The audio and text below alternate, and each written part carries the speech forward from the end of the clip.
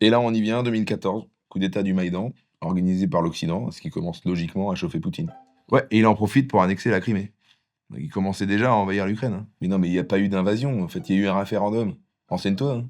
Enfin, t'as vu le résultat? 97% des Ukrainiens étaient pour. Bah, du coup, 97%, c'est super populaire, non? Mais t'as déjà vu des résultats à 97% sans triche, toi? En Afrique? Mauvais exemple? Je sais pas, j'y connais rien. Mais... Ouais, sinon, les Parisiens, quand ils ont voté contre les trottinettes électriques, c'est pas du tout le même contexte.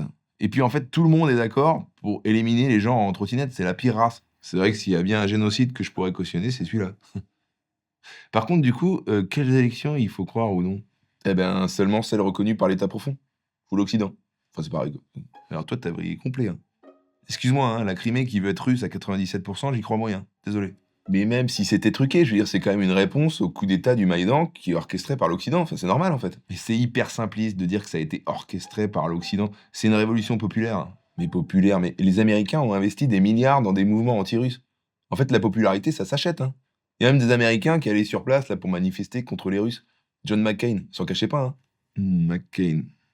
C'est lui qui après a lancé sa marque de frites. C'est ça? Non? Ça va, j'y connais rien, j'ai envie de participer, c'est bon. Donc là, guerre civile entre pro-russes et pro-occidentaux, bombardement dans le Donbass avec le massacre des Ukrainiens pro-russes par des Ukrainiens pro-occidentaux, et ça, ben, on n'en a jamais entendu parler dans les médias mainstream. Mainstream.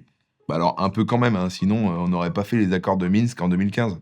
C'est un cessez-le-feu pour mettre fin à la guerre dans le Donbass, justement. En fait, le Donbass, c'est un peu la Cisjordanie, sauf qu'il fait froid.